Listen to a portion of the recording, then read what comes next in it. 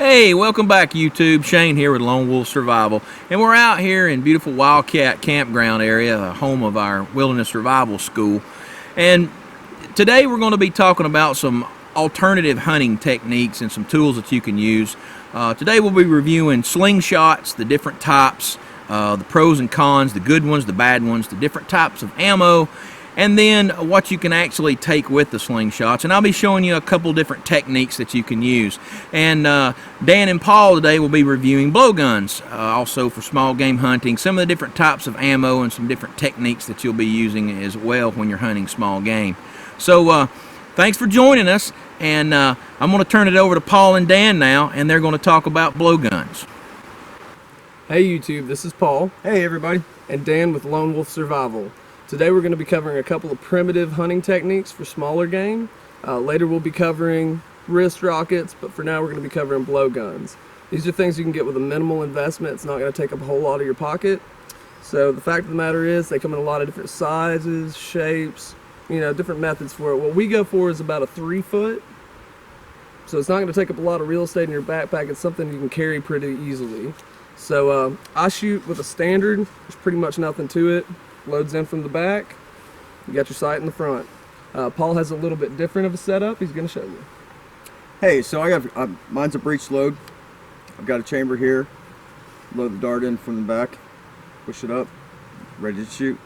The different tips that we use broadheads. We use these field tips.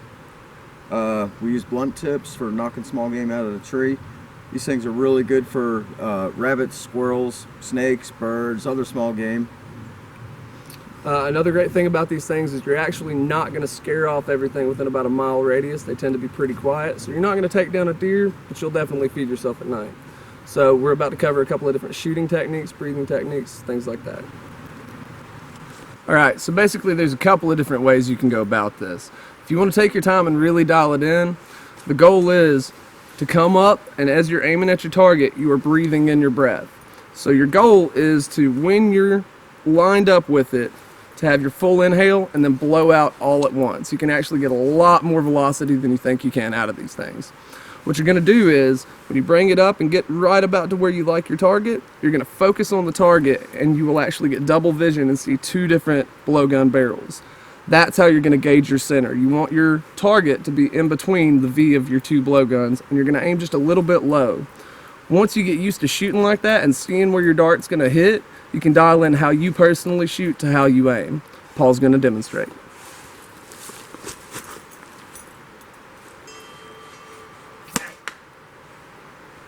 Just like that.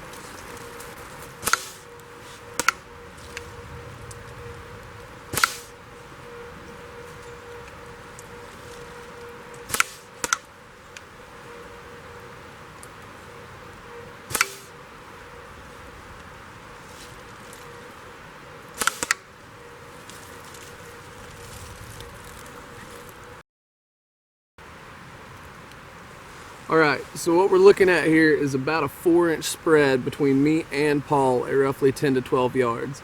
So you're looking at pretty good accuracy at a close range. You'll be able to take down some good small game, make you a good dinner. You may not be taking down a deer, but it does the job. So that goes for blowguns. Now we're actually going to go over to Shane, and he's going to show us some wrist rockets and slingshots. Hey, welcome back YouTube. So I'm going to be talking about slingshots and wrist rockets, and remember that safety is always first and foremost when you're using any kind of... Sorry bro, I was looking for these. Really? So, like I was saying, safety is first and foremost, so always make sure you've got a good backstop when you're shooting. So, I want to talk about the different types of wrist rockets, is what we're looking at today. You have multiple wrist rockets. You have the folding type wrist rockets, Crossman, Daisy, all these different companies make these. These are really good to go in your backpack. They're compact, not as accurate as your larger scale wrist rockets, and the bands on the original bands that come with them are not as strong. Now you can switch these out with power bands, all kind of different bands you can buy. So we're going to be shooting some of these. Then you start moving up into more of the high-end wrist rockets. You start moving into the fixed wrist rockets with the pistol grip.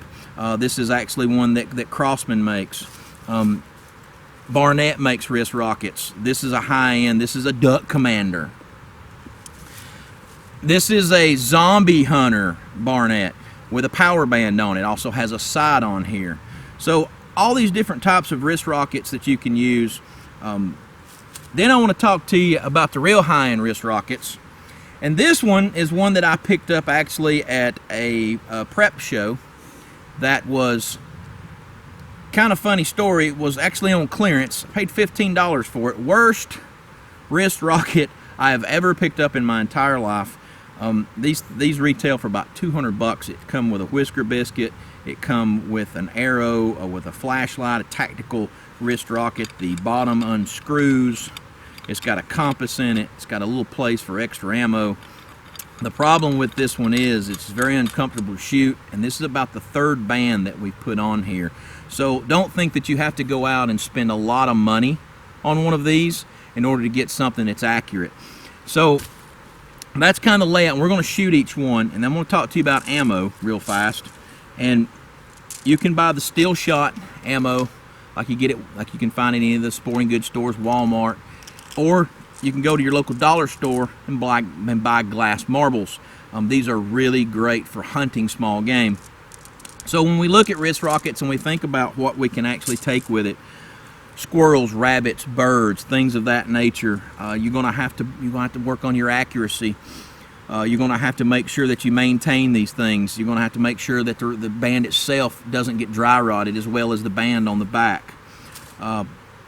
The great thing about the wrist rockets and slingshots, you can shoot almost anything out of them. It doesn't matter if it's a marble, if it's a steel shot, if it's a ball bearing, if it's a rock. It doesn't really matter. So what we're going to do now, and saying that, we've got a target set up, and we're going to do some different practice shots with the different ones, and I'm going to show you actually a couple of different techniques, because there are a couple of techniques when you're actually using the wrist rockets like this. So let's go ahead and get set up, and let's take some shots downrange. Okay, so now I'm going to show you a couple of different techniques. Now, most people with a conventional slingshot or wrist rocket are going to hold the back strap against their forearm, and they're going to aim straight down between the two shafts like this. That's a conventional way. Now the second way is to actually take the wrist rocket or slingshot like you would, like you're shooting a bow and arrow. And as I get untangled here. So what I'm going to do now is I'm going to actually rotate around to the side, and I'm going to draw across all the way back to my chin here and fire that way. This works the same with all of these wrist rockets. So what we're going to do now is I'm going to bring Paul and Dan in, and we're going to get set up. When we got a few targets set up downrange, we're all going to take multiple shots at these to kind of show you the destructive force that these actually have and how capable they are of actually hunting and taking out small game, even with the marbles or the steel balls themselves. So we'll be back in just a minute. Fire.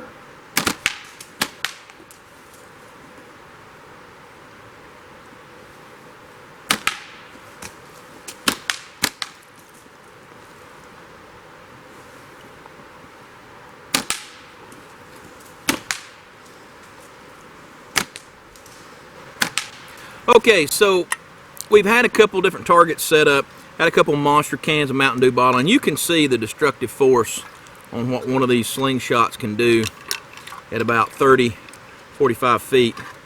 Here's one of the marbles. I'll keep that one for later, recycle my ammo. So you can see what kind of damage these things do at close quarters.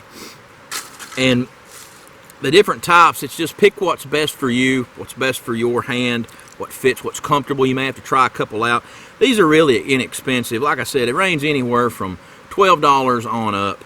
A good one's going to run you about 24 to 30 bucks. You don't have to buy a $200 one to have a good slingshot. Small game, squirrels, birds, rabbits are not going to stand a chance against this. And this is something that takes up a little bit of room.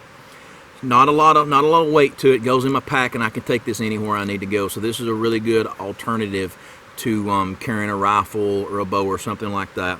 So make sure that you do your homework. Different projectiles. You can actually shoot gobstoppers and jawbreakers out of these things too. So kind of play with it, have some fun, be careful, not a toy, And until next time, I'm Shane with Lone Wolf Survival. Remember to be safe and have fun.